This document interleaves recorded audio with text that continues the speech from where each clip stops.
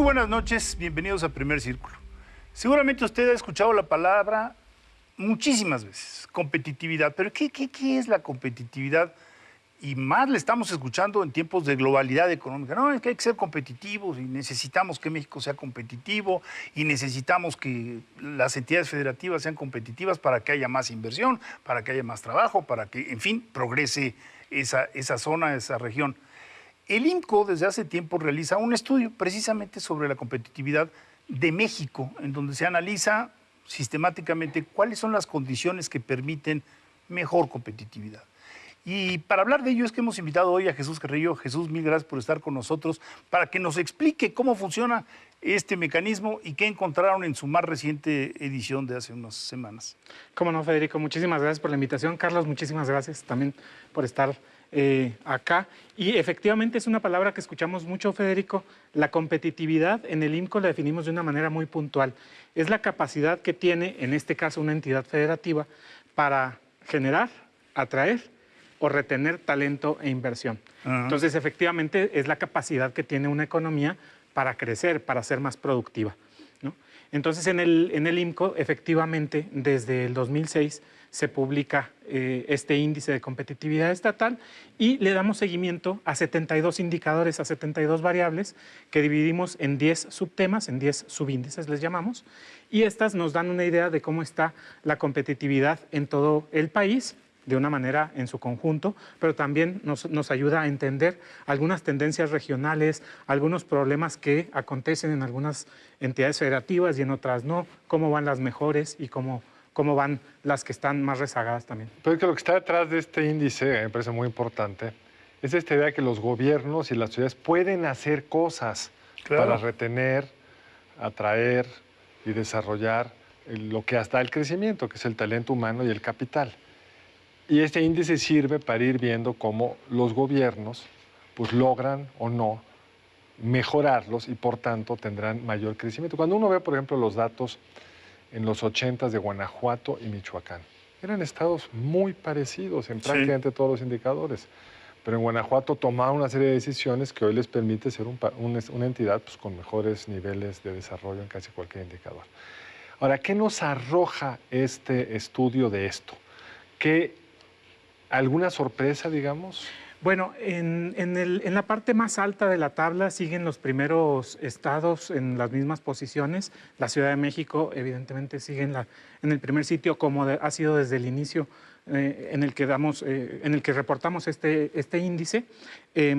Luego está el estado de Nuevo León y enseguida, ahora ya hubo un cambio. La entidad de Coahuila se coloca en el tercer lugar y Querétaro baja a la cuarta posición. En el estado de Querétaro ha habido algunos problemas de inseguridad. También se expandió la brecha salarial de género, pasó de 13 a 19 puntos, a 19%, se amplió 6 puntos porcentuales. Entonces vemos ahí este deterioro. En Coahuila lo han estado haciendo mucho mejor en seguridad en los últimos años, justamente de lo que comentabas. Otra entidad que ahora mejoró mucho, aunque en términos globales permanece en la quinta posición, es Jalisco, pero ellos le han dedicado muchos esfuerzos a la innovación y en esta edición del ICE son el primer lugar en número de patentes por la población económicamente activa. En la parte de abajo de la tabla también hubo un par de problemas, digamos, de dos entidades que entran a la lista de las 5 entidades menos competitivas, son Michoacán y Zacatecas. Zacatecas en particular tuvo algunos problemas económicos, pero bueno, es que allá la tasa de homicidios dolosos por cada 100,000 habitantes es de 67.9. A nivel nacional es de 22. Entonces estamos hablando, tiene el triple de homicidios dolosos. En Michoacán es el doble más o menos. Y en términos de costos por el delito, Michoacán es de los más altos. Entonces, estas cosas hacen que Michoacán y Zacatecas hayan descendido. Por otra parte, el estado de Tabasco sube 6 posiciones, es la más importante que pasa. El ascenso más importante, ¿no? Porque pues principalmente hemos visto mucha inversión que veremos qué tan productiva es en los próximos años. Pero ha jalado la economía, digamos. Es la entidad que más ha crecido. Ha crecido por la refinería de Dos Bocas. Veremos qué tan productivo es eso y qué tan competitiva sea la entidad en el futuro, pero por ahorita está creciendo mucho. A mí lo que me gusta de este estudio, desde que inició, es que es un estudio, como decías tú, de 72 variables, son muchas, en donde hay variables de infraestructura, hay variables de educación, hay variables de brecha de género, hay variables de todo tipo. Y bueno, pues en medio se nos atravesó el COVID y yo te quería preguntar, ¿hay alguna señal de cómo nos pegó esto, cómo salieron las cifras en salud, en fin, pues también ausencia laboral, etcétera, ¿no? Sí, nosotros el año pasado quisimos enfocarnos en qué pasó con la salud y la pandemia. Y ahí hicimos un reporte, digamos, más completo sobre cómo estaba la salud. Ahora, en nuestra opinión, lo que teníamos que estar registrando cómo evolucionó es el mercado laboral, porque ya estamos en la parte de la recuperación económica. Entonces, era para nosotros importante hacer esto. Y pues vemos que, como desde hace 30 años, la economía informal pues no decrece, está prácticamente igual. Santiago Levy en la presentación del índice nos comentaba que los retornos a la educación han sido menores, en particular para quienes están más formados, ¿no? Con universidad. Déjame pararme ahí porque me parece que es un tema importantísimo. Vamos, toda nuestra visión del crecimiento o del desarrollo es, pues, invertamos en capital humano, o sea, en la educación de los mexicanos.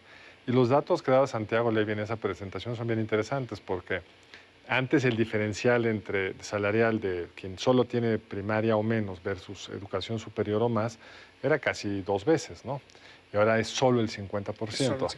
Y lo que yo ya no pude ver, porque eso no está en el índice, es si esto varía mucho por estado o no. O sea, no sé si trajera datos estatales, porque no podríamos entonces vincular a qué políticas funcionan y cuáles no. La investigación que está haciendo Santiago por la misma, digamos, naturaleza es a nivel nacional, entonces no tenemos ese panorama, pero nosotros de hecho estamos procurando hacer un índice de calidad en el empleo y esperamos poder rastrear mejor estas variables a nivel nacional, probablemente no desde hace 30 años, pero al menos desde hace 16, que es cuando tenemos la ENOE ya en forma, ¿no? ¿La ENOE qué es? La Encuesta Nacional de Ocupación y Empleo, que es la que nos da el panorama del empleo a nivel nacional y también por entidad federativa. Entonces, sí, algunos elementos muy importantes son, bueno, ya lo que ya sabemos es, digamos, es algo muy conocido, prácticamente 6 de cada 10 trabajadores están en la informalidad en el país, pero cuando esto lo ubicamos en Chiapas, Guerrero, Oaxaca, esto está hasta por el 80%. O sea, en Oaxaca es más del 80% de la tasa de informalidad, mientras que en otras entidades como Nuevo León o Coahuila están por debajo del 40%. Entonces, estas brechas son también brechas de ingresos, desde luego, y de calidad de vida. Nos queda poco tiempo, pero a mí algo que me llamó la atención del reporte es que tenemos un nuevo actor que se está convirtiendo en determinante. Así como antes decíamos, educación, el sur atrás y de abajo y el norte, es la violencia. O sea, Zacatecas, que no tenía malos niveles, ahora está en los últimos peldaños. O sea, realmente Michoacán, etcétera, cae. Entonces, pues es lógico. O sea, tú hablas con los empresarios, uno de cada 2 empresarios está sufriendo extorsión. Pues eso es un buen indicador de dónde te metes y dónde no te metes, ¿no? Por supuesto, no hay nada más importante que la certeza jurídica, física, la integridad de las personas para que podamos tanto generar como atraer, como retener talento, trabajadores calificados, como la inversión. Entonces, efectivamente, la violencia pues es un problema que, si bien a nivel nacional es muy importante, a nivel local es muy importante que veamos qué está pasando y que los gobiernos locales puedan desarrollar políticas públicas y desarrollar elementos de coordinación entre ellos para que puedan pues definitivamente mejorar esto, porque sin competitividad pues no hay futuro para México. Ahora, a veces tenemos una visión fatalista. Es decir, Chiapas va a ser subdesarrollado siempre. O, pues bueno, Nuevo León está en la frontera y tiene ventajas porque se industrializó desde 1890 o qué sé yo. Pero los 2 casos que más deterioro sufrieron en esta ocasión, que son Zacatecas y Michoacán, son 2 entidades que están, digamos, rodeados de estados exitosos, que han mostrado que se puede ser más competitivo. Los 2 son gobiernos que arrancaron como resultado de la elección del año pasado. Son gobiernos recientes. Este año vamos a tener 6 gobiernos recientes, nuevos, digamos.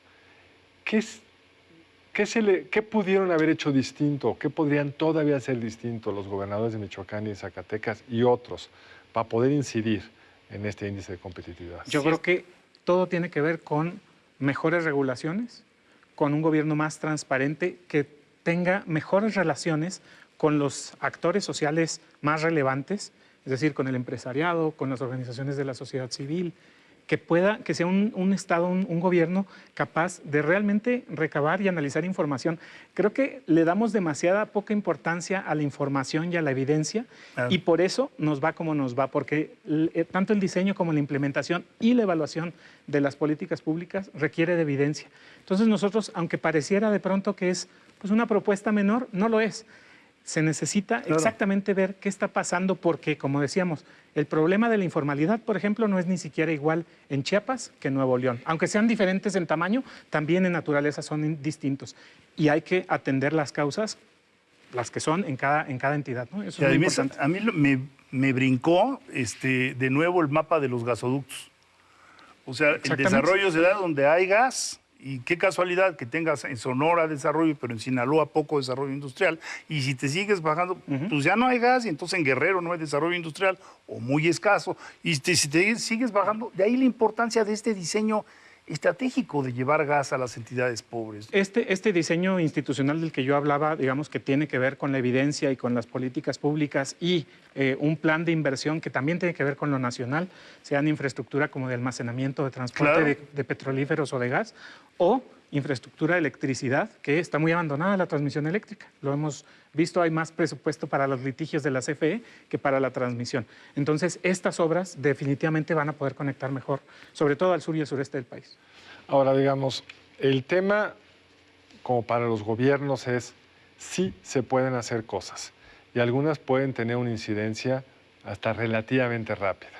O sea, no estamos condenados, pero ciertamente con lo que llegas te complica muchísimo. Si tú no tienes gasoducto, pues hay que moverse para tenerlo. Pero tenerlo es muy difícil porque tu propio entorno socioeconómico a veces no permite. Sinaloa tiene una propuesta de gasoducto para hacer una gran planta de fertilizantes en Topolobampo, pero no la pueden concluir porque esa, digamos, mecánica de poder acordar cosas entre sociedad civil, gobierno, empresarios, trabajadores, está menos bien construida que, digamos, en Querétaro, donde pueden... Totalmente. Entonces, hay todo un trabajo que yo creo que a veces no se ve, que deben estar haciendo los gobernadores, y que yo creo que el índice es un reflejo de eso. Y por eso es tan útil este índice, porque de alguna manera los gobernadores que se quieran abocar, aquí tienen...